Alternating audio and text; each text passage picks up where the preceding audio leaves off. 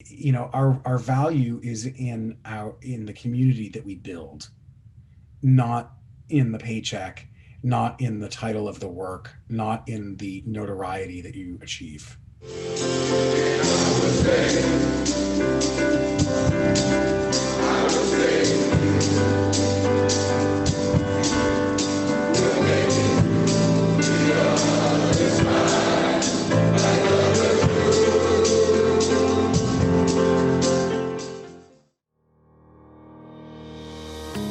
Welcome to The Choir Baton, a podcast designed to engage with people and stories, ideas, and inspirations stemming from choir. No other art form, no sport, no hobby, no business requires a group of people to execute a communal goal with just their voices. Join me, your host, Beth Philemon, as I interview guests who are singers, teacher conductors, instrumentalists, and community members. Together, we'll ask questions, seek understanding, and share insight from our experiences in life and in choir. Well, I'm just going to jump on in here and then. Let's do it. All right.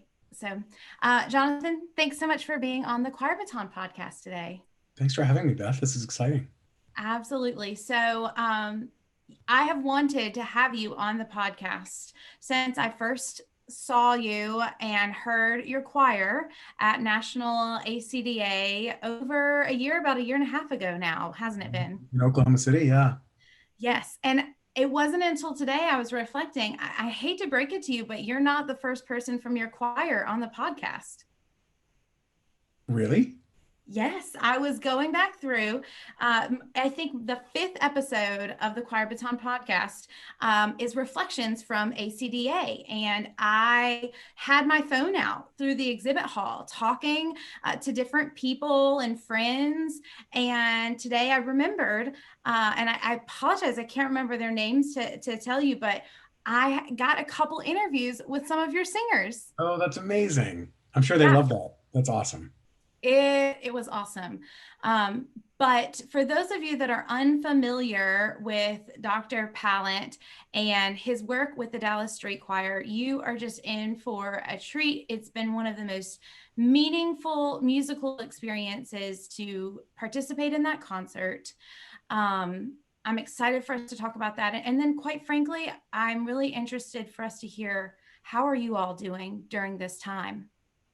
Right? Both of more than ever social unrest and times where social justice is on the forefront of people's conversations and minds, but in a world too where choirs don't look the same. And I know you guys have done some unique things and all, but why don't we just jump in by you telling us a little bit about you and your journey? Yeah, so I was born. It was a cold, stormy night. Yeah, exactly. No, we moved here in 2007. I just finished grad school, my doctorate. And shortly after got here, I got a phone call from a well-known arts philanthropist here in Dallas. And he buzzed me on my cell phone and, I said, hello. And he said, pretty direct, I fund a program where the music in the homeless community, and I want you to be the conductor. And, new to Dallas, and this is everybody's familiar with this person, his name, I won't say his name, but his name, the Symphony Center here is named after him. Gotcha. And there's only people with that level of money, I find, that can make that like direct, succinct request. Yes. Right. So we got our start. I went downtown and made a cattle call.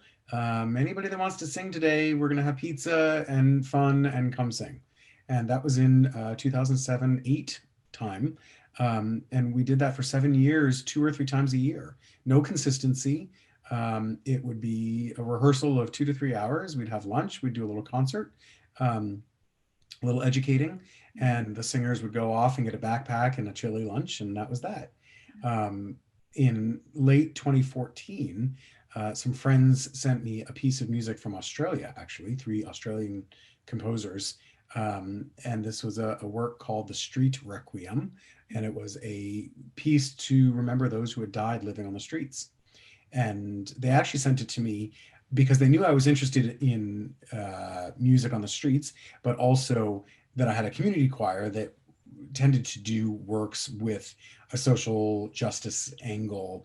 And I don't think they ever thought of including the street community. But when I got the work, I said, well, let's formalize a choir. Let's take what we've been doing and rehearse an actual piece of music long term and do it. So we had 15 rehearsals for them to learn about a third of the 45-minute work, maybe a little bit more than that. And rented a concert hall downtown and brought in a star celebrity guest soloist in Frederica von Stade, and sold out. And that night, I'll never forget it. The singer said, okay, so this was a Saturday night, and they said, Jonathan, what are we doing Wednesday? Which is our had been our rehearsal day.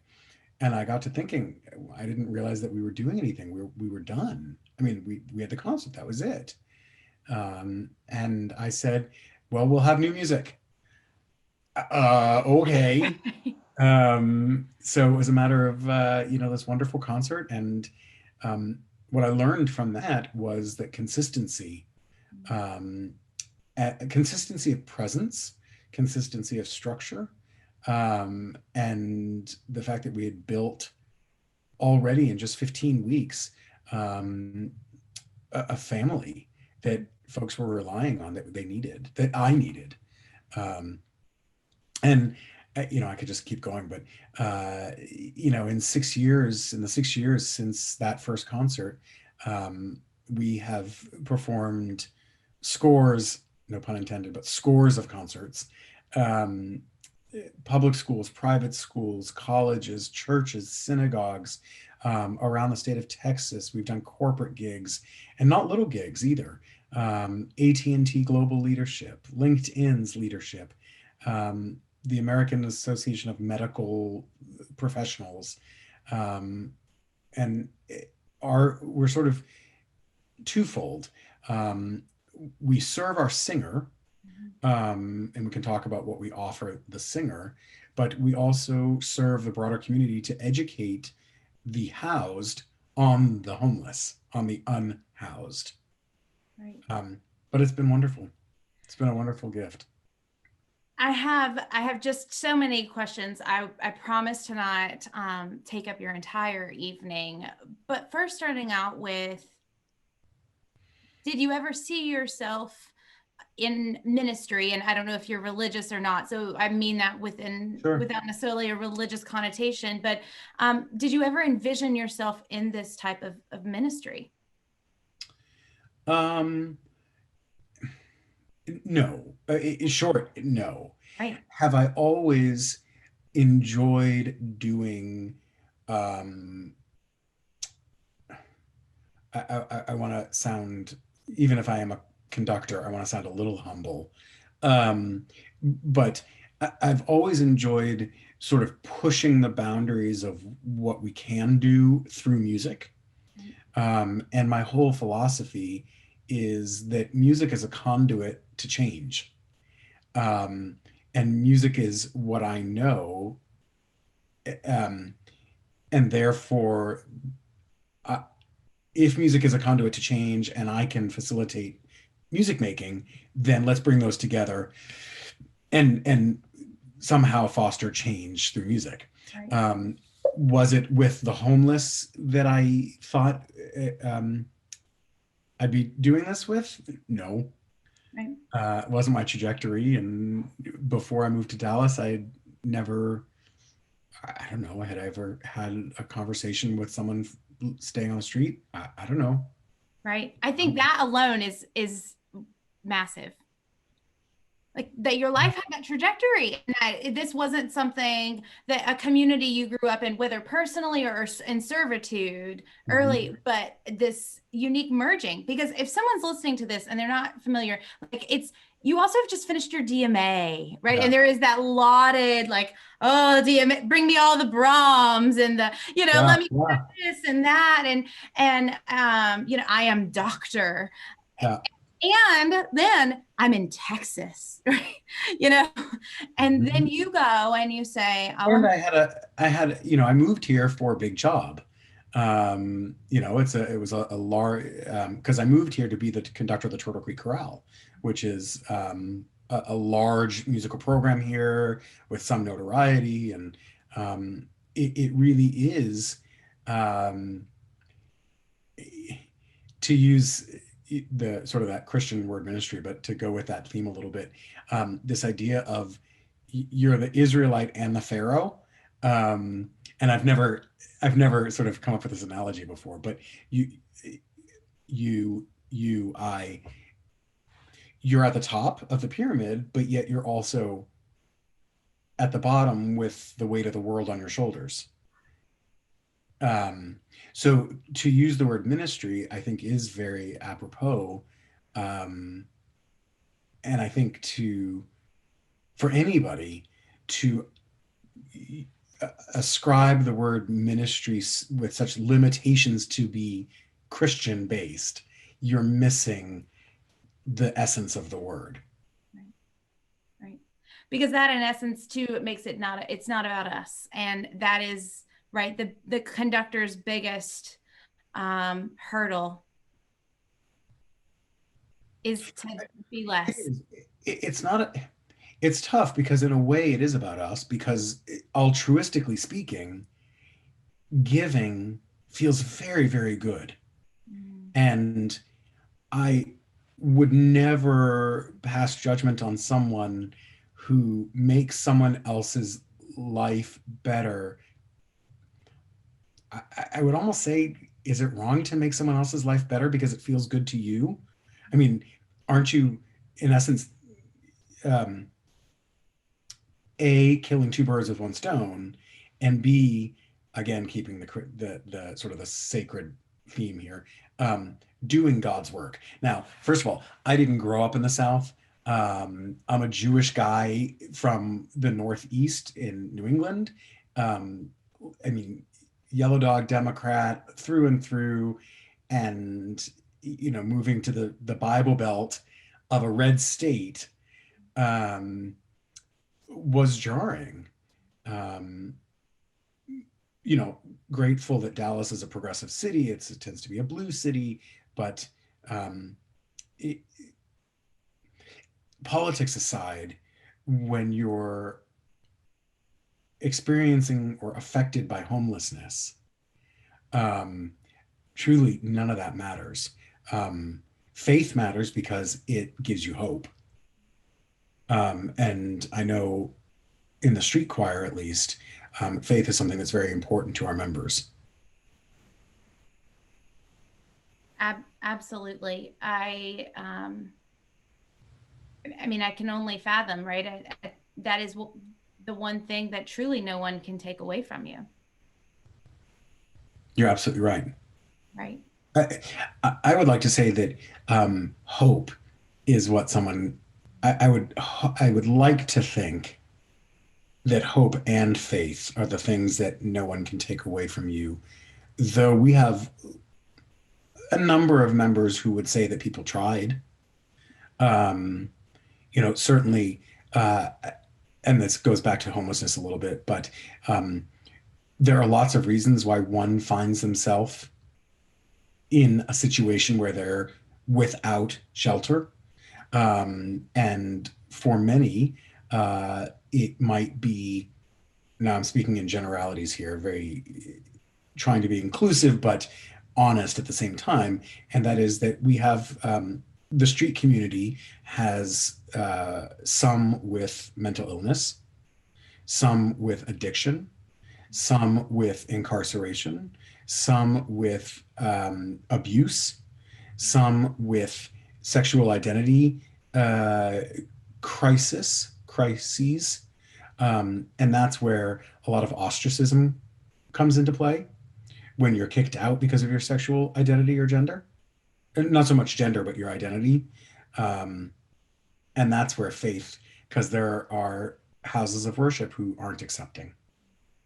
Um, an interesting statistic that of the minors who are homeless, under 18 and younger, over you are 20, sorry, let me rephrase. You're in the minor category, you're 25% more likely to be homeless if you identify as LGBTQ. 25% more likely. Which I think the opportunity then in choir, music, the arts, right? We know that there's this tangential process of the arts and the LGBTQIA plus community. And so the intersection that you offer then with the street choir is massive. We're a very affirming, open, safe environment when we're together. Interestingly enough, I find that that's the case just in Dallas's street community anyway. Those who are, I'm always weary to use labels, things like different or minority. But let's just call this discussion a safe space, and right. Those who would qualify as quote different, right? Yes. Right. My observation, right. This is strictly my observation, is that different is accepted in the street community. What a world we would be if it was accepted beyond the street community.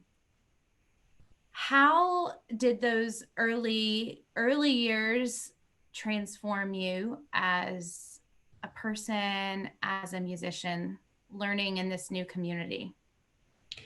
I think that for several ways.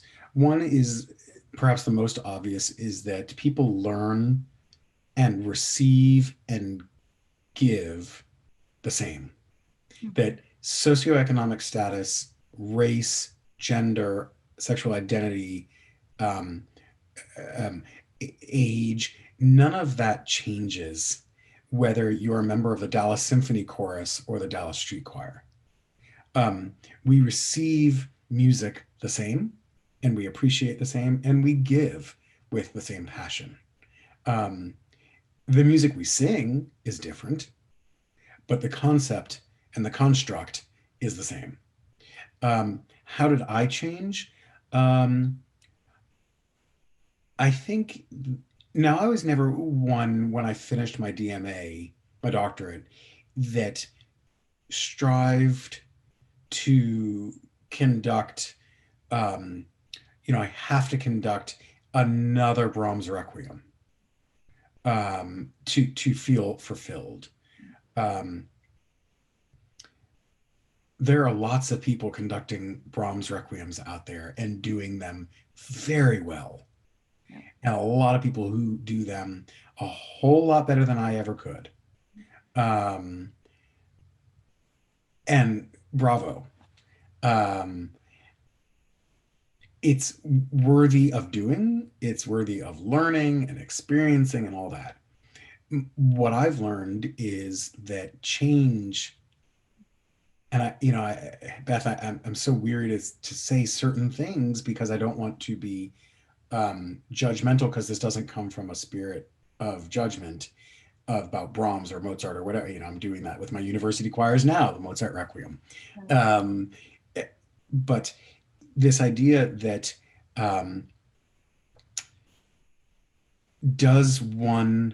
is society changed because of a performance of the Mozart Requiem? Does that change anybody's perception of life? It's a memorable experience. I love the Mozart Requiem. I truly love it. But am I changed because of it? Am I a better person because of it? I don't know. It's a little bit of a rhetorical commentary. Before I stop on this thought, I might say, and I'm going to have to stop because it just went in and went out, Beth. We're talking about the Mozart Requiem and if you were changed from it. Yeah, it'll come back to me. Okay. Well, just stop me if it comes and we'll go.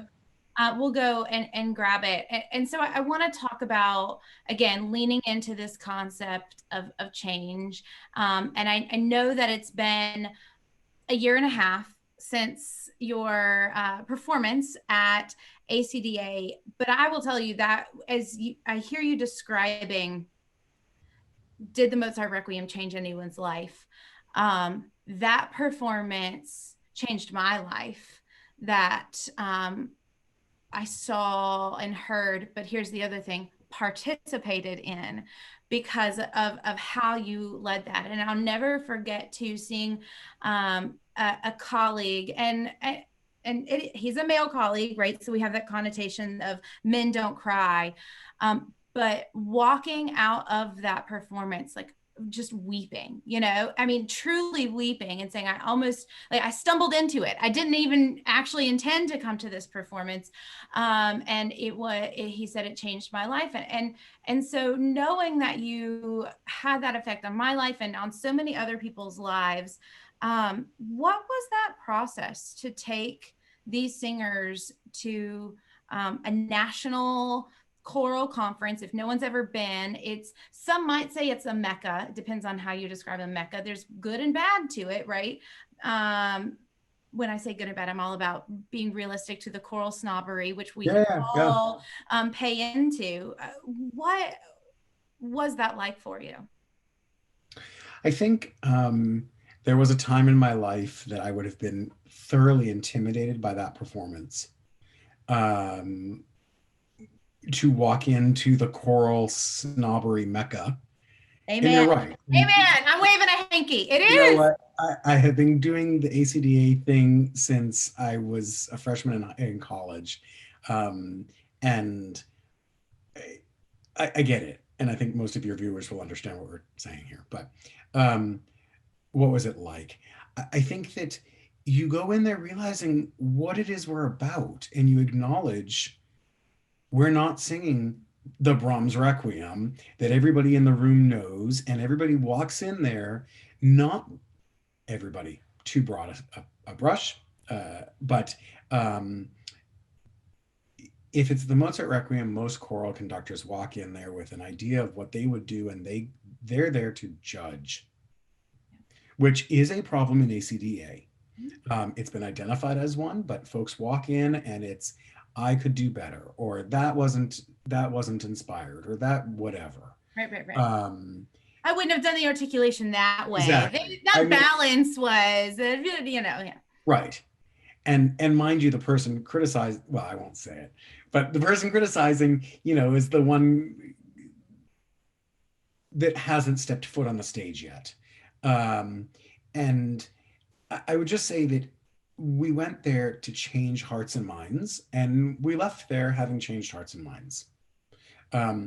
What I was going to say, and it sort of ties in with present day, I have not partaken in the virtual choir model. And here's why.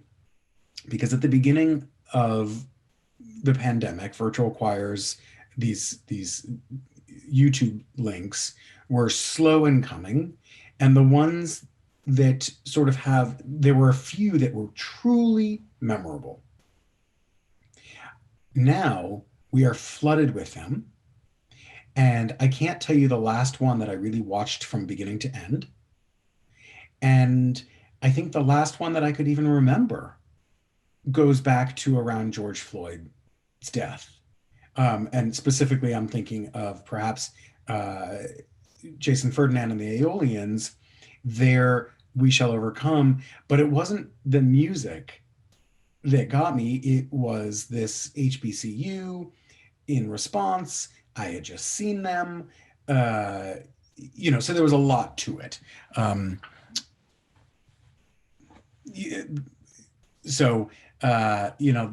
That's why. It's the same thing, right? I think it's what you're saying, right? It's that you begin to check the box. It's a lack of change. And Beth, that's perfect. This idea of check the box. I've checked the box. I've conducted the Mozart Requiem. I've checked the box. I've done a virtual choir. I've checked the box that I've sung the latest Dan Forrest piece. Now I know Dan, love it, love the music. Not knocking Dan Forrest, um, but you know, um, yeah, I should stop talking there. No, I'm right there with you. I love that, and that's the perfect segue to, when the pandemic began to happen, my heart and mind and thoughts were with choirs like yourself, right? So I think it's great for some choirs to be showing up through virtual choirs and to not poo-poo the virtual choir experience and say, it's not choir, I'm not going to do this. But also not making sure that we're checking a box. But on the flip side, there are massive communities of people that rely on singing with one another that do not have access to homes, to food, much less technology, and Right. how that was affecting you. Yeah, you're absolutely right. How does it affect us? It affects us because we're not able to do what so many are able to do. Our members don't have consistent access. Again, many of our members, I always want to be inclusive or realistic. Many of our members don't have access to smartphones that are always working or Wi-Fi. Some shelters have Wi-Fi, some don't. Some shelters have computers, some don't. The libraries here, I don't even know if they're open. I haven't looked recently, so oftentimes that would have been a place where our members had computer access. I don't know if they have that now or not. But at the beginning of the pandemic, the Dallas Public Library system closed down. So we had no, furthermore, I don't have contact information for our members. It's not like we had a phone tree or an email list.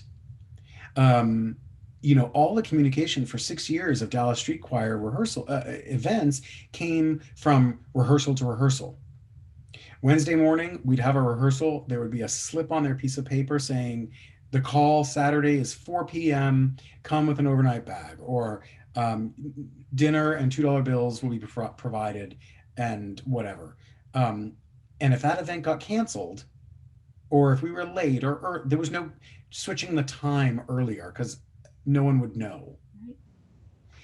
I was just looking, Beth, for folks who haven't seen the street choir, maybe would you mind if I just showed a little bit of the choir? Absolutely, I would love that. So this is let me just pull this up here. Oops. I have a couple of videos that I'd like to show throughout our talk, but so this is I won't show all of it, but this was a performance that we had given. It was about a year ago. This is the Andy Grammer tune, Don't Give Up.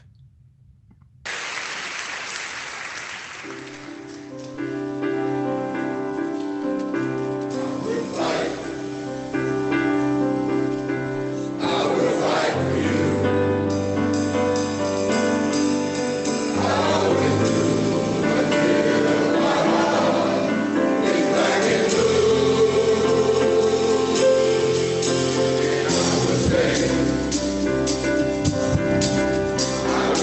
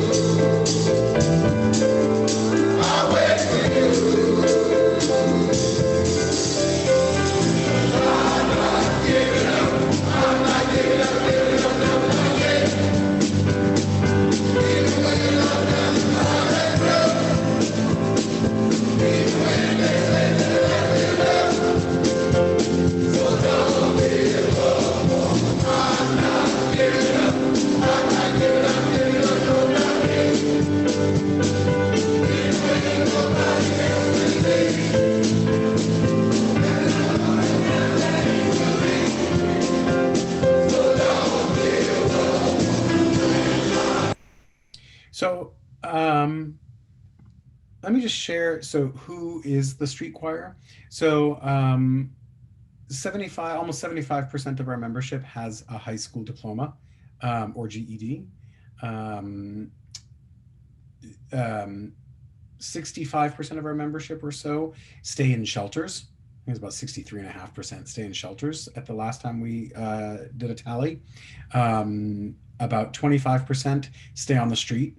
The folks you see on in tents on the sidewalk or encampments, whatnot. And then we have a handful of folks in the single digits that have some sort of housing, whether it's publicly funded housing or they're couch surfing or they've gone home. We believe that very much so that once you've experienced homelessness, very much like an addiction, you are always affected by homelessness, which is why our mission statement is to provide a musical outlet for those affected by homelessness, like alcoholism or cancer survivor. These are things that you've experienced, and we want to not celebrate, but we want to acknowledge that title, if you will. Um, about 9% of our members identify openly as LGBTQ.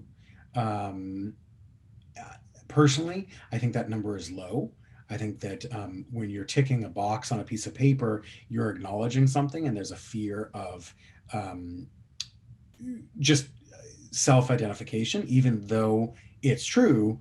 Um, I think that the number is greater. We are disproportionately Black to other, which is surprising in the city of Dallas because Dallas is not historically a Black city. The national average of Black to other homelessness is about 51% Black. Our membership is over 60% Black. 60, I can't remember the exact number this second, but it is over 60% Black, which is a little surprising. Just to further comment on that, that um, if you had told us that we were over 60% Hispanic, I might say, well, that makes sense. You know, we're a border state, it's Texas, but it's not.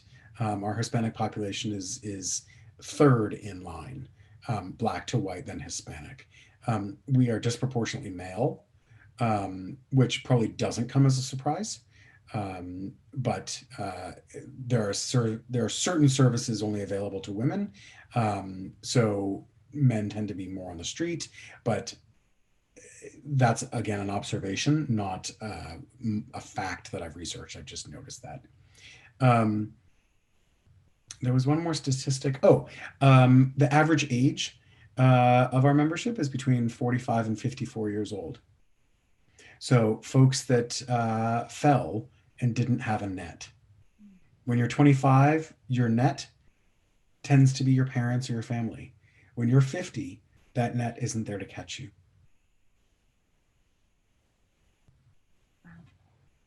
Yeah, yeah. It's it's fascinating thinking about the influence that even these statistics have within this choir. Is some are similar, right, in our traditional choirs in regards to identifying percentages that identify on an LGBTQ spectrum. But I would be lying if I said the thing that doesn't stick out to me the most is the fact that on a gender binary, the largest amount of them are male, right? In an art form where that's the running joke, if you will, in traditional spaces, oh, we need more men. And that makes complete sense that there are a disproportionate amount of men on this spectrum of not, what is the exact term that you used again, for not homelessness, but We say affected by homelessness, affected by. those affected by homelessness, because we always want to put the person first. Right, right, If we don't say the blind man, we say right. the person who is blind. Yep, Yeah. absolutely, absolutely.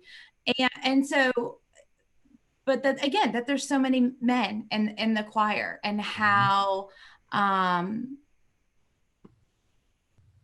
again, too often we hear, oh, we need, and then it's just it's a powerful reminder that maybe too often we also box ourselves in. Yeah, for sure. Right. So then during this time where many of your members didn't have access to reliable internet, didn't have access to your communications, what was that experience like for you? Because I think this is this is what keeps running through my brain too, Jonathan, as we're talking is, I've taught in a variety of different public schools. And so often we think of the instances that you have experienced as something that's a part of the Dallas Street Choir or something, but these communication problems and those affected with housing irregularities, etc., are also plaguing our students and our school choirs more than ever now too. Communication being one of them. So how did y'all navigate that? Well, you mean through the pandemic? Yes. We shut down. Yeah. So our mission, I've said it once, but I'll say it again, is to provide a musical outlet for those affected by homelessness. It doesn't, I guess, thankfully, because it hasn't changed since 6 years ago, but it didn't ever say we had to be a choir. So we took 2 months off, almost 3. In fact, I took almost 3 months off, my own little sabbatical. My kids were out of school. I was home with them, and I have no regrets, but in very much, I mean, it was a very special time to be with my small children. They're 7 and 3. And come June, when things got, everything shut down mid-March, come June, mid-June, it was, all right, we got to do something. We have a program that got started. We can't just stop cold turkey.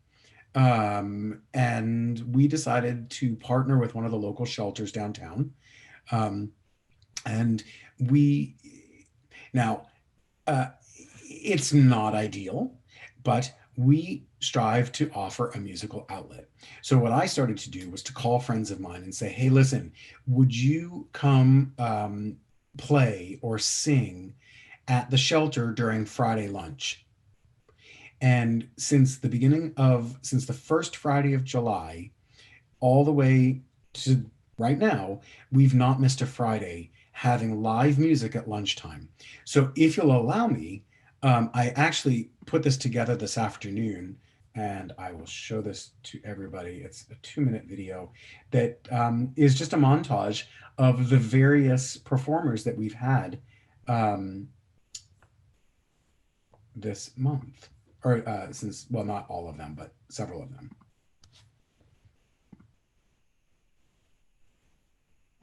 Say on me,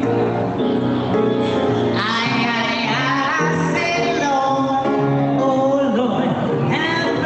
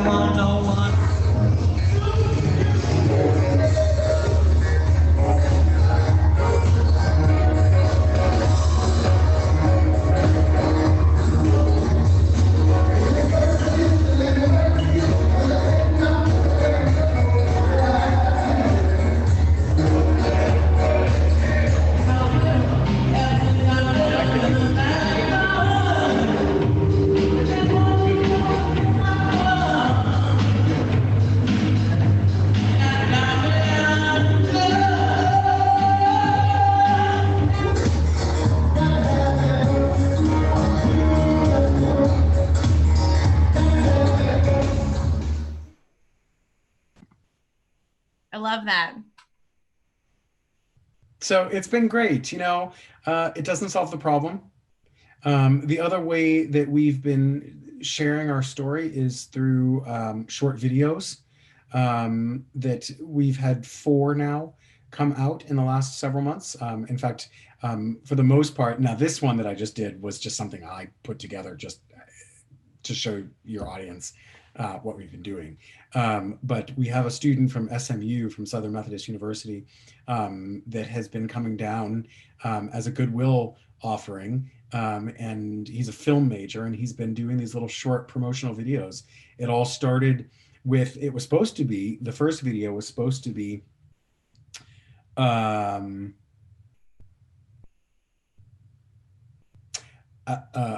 believe it was supposed to be, that's awful, I can't remember the original. It was supposed to be a life on the street during the pandemic.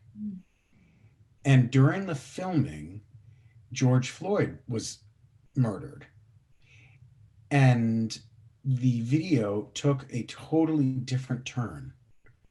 And we ended up telling the story of George Floyd with sort of an angle that featured Dallas's homeless community, and a soloist from the Dallas Street Choir that we actually borrowed from the shelter that was closed, and we brought him to a studio, and we recorded a pretty amazing Curtis Mayfield tune called People Get Ready. I have it if you want to see it, but I don't know where you are in timing. No, I would love to see it, because you mentioned that you had something that aligned with that. And I think, we would be remiss if we didn't talk particularly about this community as 2 white people, how working in a space where you are, sometimes maybe the only white person in the room, and in a community that is incredibly marginalized by the white community, what you have learned and what you have to share, and and then influenced by this summer's murder of George Floyd as well for the community. Yeah. It's been horrific, obviously, especially for a choir that's predominantly Black. To sort of put into perspective what our Black brothers and sisters feel every single day and have felt, and especially when you're experiencing homelessness. And, there are some of our members who feel that they've been harassed by the police and by the homeless solutions office here that we have. There are those who feel that they've always been that way, and to be a parent, and many of our folks are parents, excuse me, to always fear for your child's safety. So this is just our little 3-minute video that we did. I think it's about 3 minutes, that features a guy by the name of Daryl Payne. And we were thrilled that it didn't go viral on Facebook, but it has, 35,000 views, which is a nice thing for us to get the message out. So here's that video.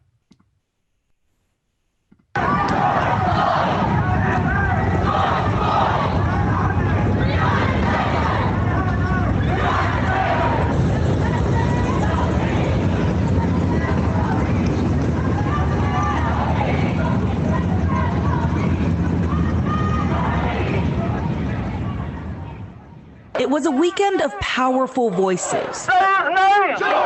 You could hear the chants echo through downtown Dallas. What do we want? Justice! When do we want it? Now! People get ready, there's a train a-coming.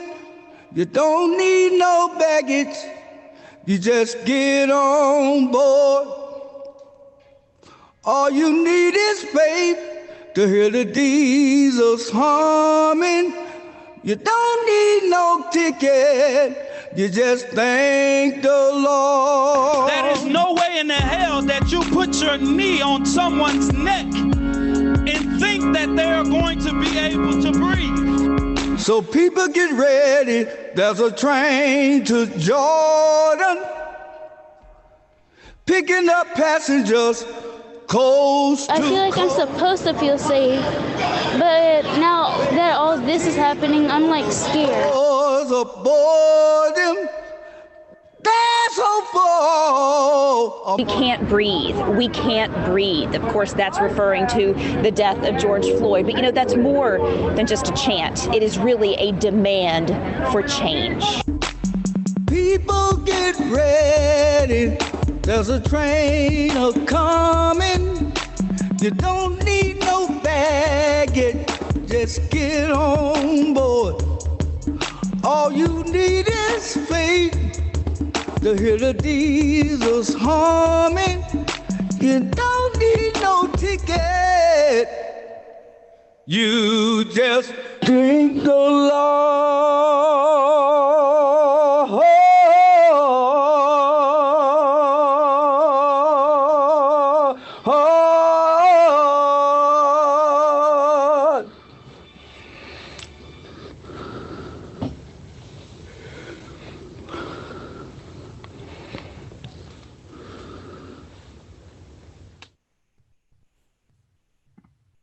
Folks, if you are listening to this on the podcast, make sure you go to the YouTube page and first and foremost, follow the Dallas Street Choir, subscribe to your page, sign up for the email. I've been receiving your email updates, since that time at ACDA, but you can also watch this there and make sure that you are liking and sharing those videos, because I think that is another important part of this message, right?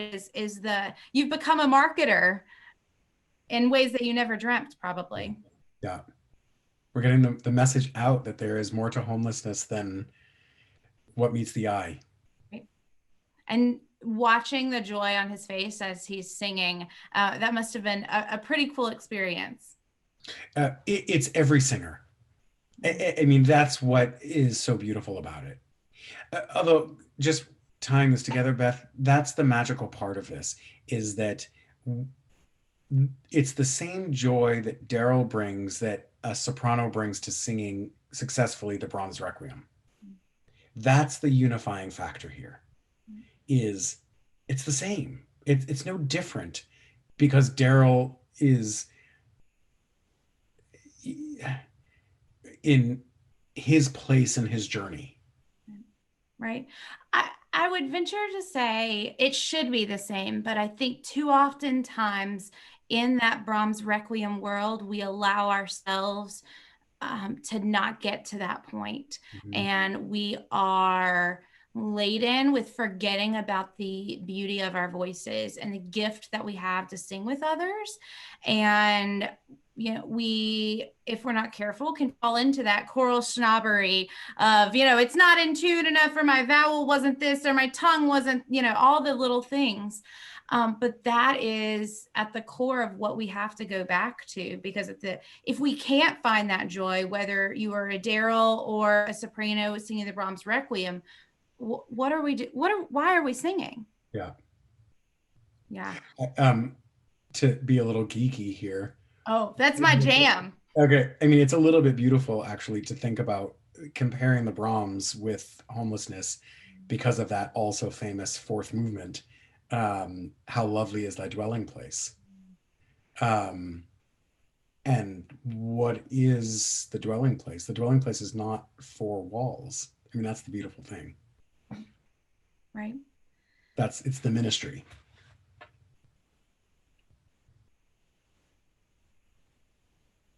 How? It's a big word.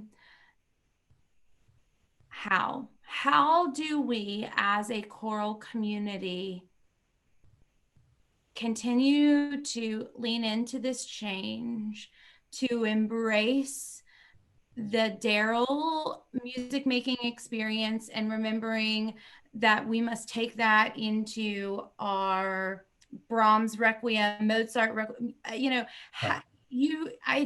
look at you as such a great example of someone that appears to live this balance. And I know, right, that you're not a smokes and mirrors kind of person. I get that from you, but I think it's hard. There have not been very many examples of you and the work that you're doing within our choral community of someone that is truly an embracer and a lover and educator of music in all forms? I think that at the root of all of that is, I was going to give you a one term, but as I started to say, um, I mean, I think in many respects it's passion. In many respects it's joy. But actually what I think it comes down to is respect. That respect for the music that we make, but the people making it, and that everyone is deserving of opportunity. And opportunity has many faces. And I don't know, I want to conduct the Mozart Requiem again, but I also desperately miss the magical music making and the unbridled conviction of the Dallas Street Choir singers. I wish that all my choirs sang with as much passion and as much courage, because there's no, oh shit, my A flat's out of tune. Yep. There's none of that. I mean, now clearly you heard a little example. Every A flat's a little out of tune. But that's the okay part of it. This could have been a medium for anything for you in your life. Yeah, I mean, granted, we've just met here, so I don't know very much about you, but I have this sense that if it wasn't choral music that you made these bridges and these connections, it'd be another medium. When was it in your life that choral music made that impact for it to become the paint to your canvas, if you will? Yeah. Really an undergraduate. The University of Michigan, the Men's Glee Club specifically, when music was what brought us together into a brotherhood. And I wasn't a member of the fraternity because I didn't need to be, because I had the Glee Club. And the Pied Piper, the conductor, and transformative years. I sang in high school, starting in my sophomore year, I guess. Enjoyed it very much. Love, I don't know if love is the right word, but I mean, enjoyed it. But it wasn't really until college that I started to realize that, this is what I want to do with my career, with myself, with my life. Yeah. Jerry Blackstone, right? Yeah, sure. Yeah. Jerry Blackstone there, and you actually you were an odd one in that you went to UM and Michigan State. I did. So my undergrad's from the University of Michigan and my doctorate's from Michigan State. And it's allowable because I didn't go to the school to the South. Okay. So long as I don't have a degree from the school with, Ohio State. Yeah. Okay. That's what I was thinking. But, I'm a Southerner. All those Midwest states just kind of run together, but fair enough. It'd be like if you went to UNC, you couldn't go to Duke. Yes. Or Auburn, Alabama. Yeah. Yep. Absolutely.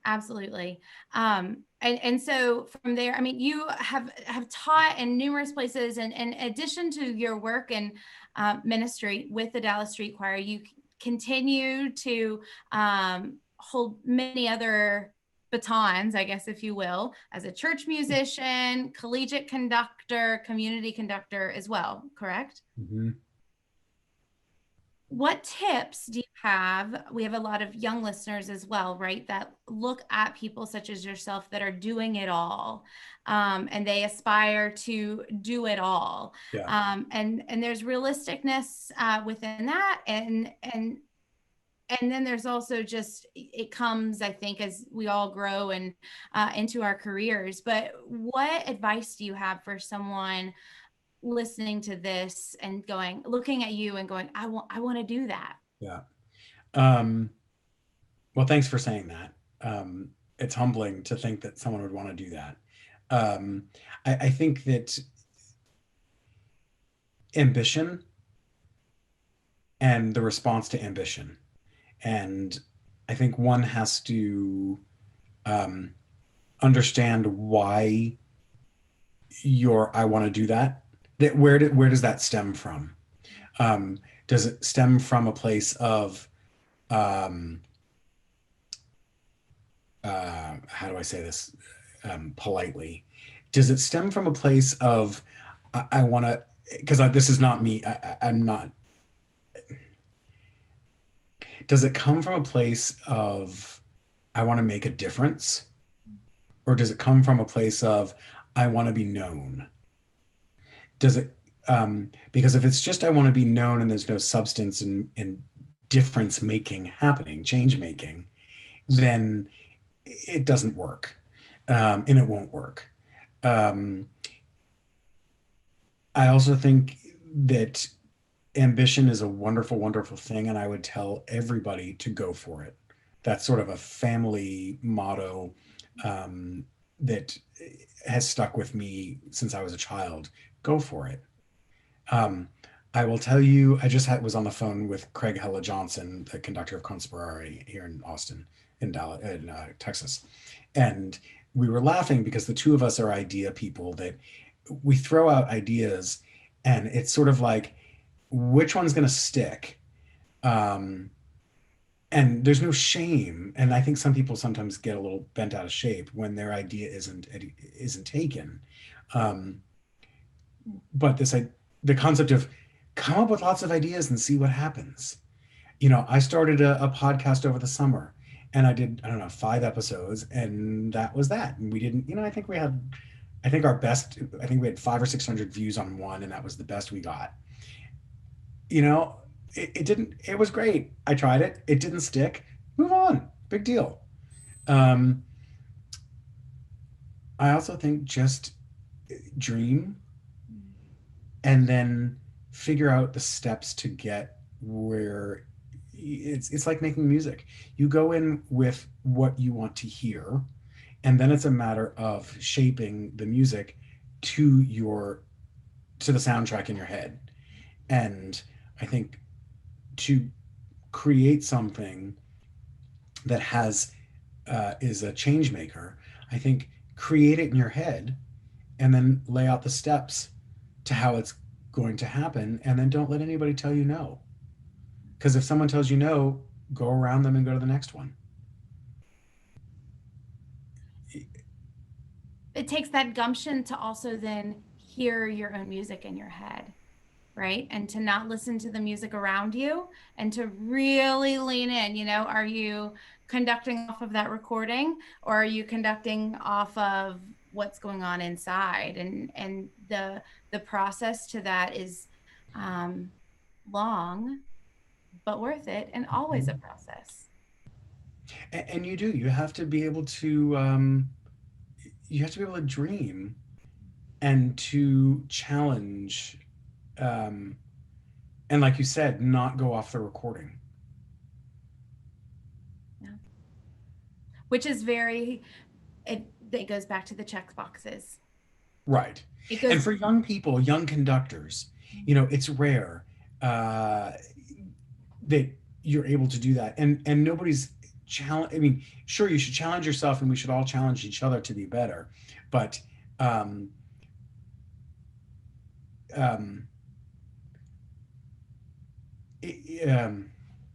yeah, I think you need to do it. And when people come to me and say, what are your tips for, I want to be a teacher, or I want to, you conduct all states. I want to conduct all states. How do you do that? Well, you do it by taking every gig you can. Don't say no to anything. Don't let money get in your way. I never tell someone a fee. There's no fee. You want to pay me, you pay what you think it's worth, and I'm sure it will be fine. And it is. It's always fine. Our value is in the community that we build, not in the paycheck, not in the title of the work, not in the notoriety that you achieve. There's value in the change, right? Because that change creates the intangible, that experience, that I'm a year and a half later still, considering how powerful that one performance was. It's being willing to bring a very unconventional choir to a convention that strives for convention at times, and no knock, necessarily to that, but again, we all admit it, and it is kind of the nature of what these things end up as. But then the other thing is it wasn't also just a performance. There was an educational aspect, but it was also of engagement when you brought us up on the stage to sing with the singers. That was a lot of fun. I mean, I'm trying to remember, Beth, if that was even planned or that was last minute. Really? I don't think I planned that until I saw the stage, because I saw the stage. I'm almost positive I didn't plan it, because I don't remember thinking I'm going to bring everybody up on stage. I think it worked for a couple of reasons. One is because the room wasn't packed.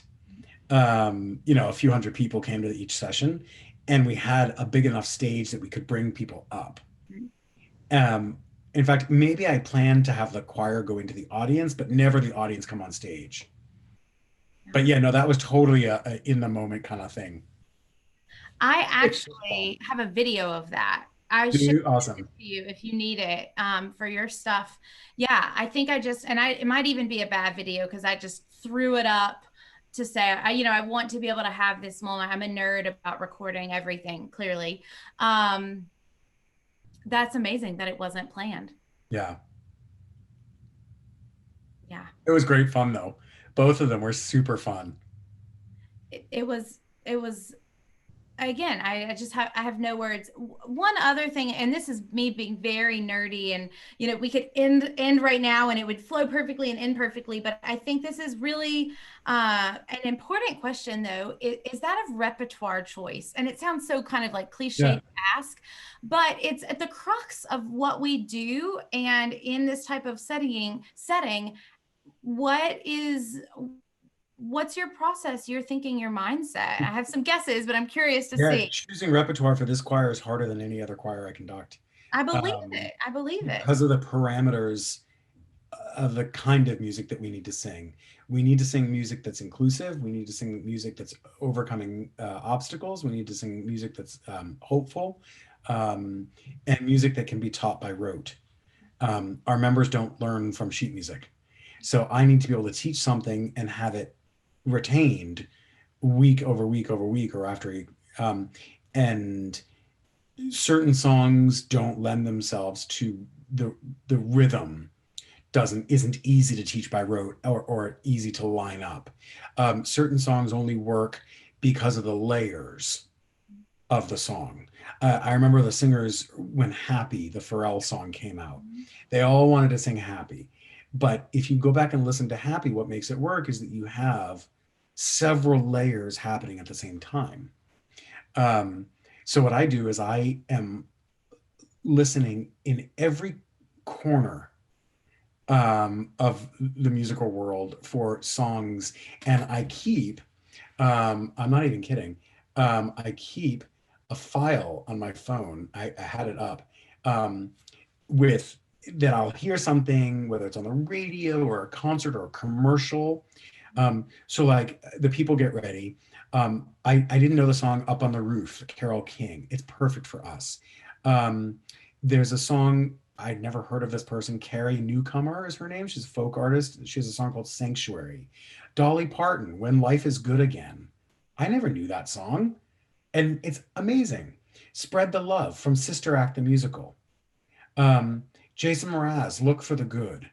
These are all the songs that, I'll just hear something and I'll be listening and I'm like, oh my gosh, that's street choir. Type it up. Yeah. And that's since COVID started. Oh, wow. Typically it, like I'll look at 100 songs and find one that'll work. Yep. Yeah. What's your rehearsal structure like? So we rehearse, typically Wednesday mornings for an hour. Mm-hmm. Do you do a whole warm-up, traditional type of warm-up thing?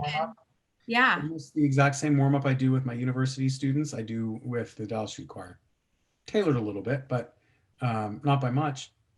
I love that. I love that. Yeah. It's so important. Well, listen, we could just, again, talk for hours. I'm already counting down to when we can all travel again. And I have the flexibility in my schedule to come crash. Can I invite myself to a rehearsal? You are always welcome. Anybody is welcome. When we're up and running again, we have visitors a lot, and I enjoy that. And when musicians come, conductors come, I say you're welcome to work with the group, teach something, talk to us. We love it. It's going to be a slow re-entry, but we will, be a little phoenix and rise again. Right. So, but Beth, thank you so much for allowing me to share this story with you. And absolutely. Thank you. I'm just so grateful and for that session and the work you continue to do. I want everyone listening to be left with a couple action items, right? So first and foremost, there is it's not a consortium, but association of other street choirs within the US that you are a leader and a part of, correct? Yeah, it's called the National Alliance for Music in Vulnerable Communities, NAMVC.org. So we'll link to that. And if anyone is interested in learning more about that organization, they can go there. Giving to the Dallas Street Choir, right, is always an important thing. And again, they can sign up and follow the link that we'll provide in the information and show notes here. Sign up for a newsletter as well. Yep, right there on the DallasStreetChoir.org website. Excellent. And follow all, y'all on all of the social media too. And finally, you're still in the university setting, correct? Yes. So if a student listening to this is interested in studying with you, what does that look like? So I teach at the University of Texas at Dallas, and we actually don't have a music degree. We have a music concentration, but not a formal degree, but it's a wonderful science and technology school. So if there's a student that's interested in science and tech or pre-med or engineering, whatnot, UTD is a great school for that. And there are lots of musical opportunities on campus. And singing, I love that. I think that's a true testament to colleges that don't have formal music. I'm attending a school that we don't have a formal music degree program, and our arts continue to flourish there. Excellent. Well, thank you so much for being a guest on the Fire Baton podcast. It's my pleasure. It's been great.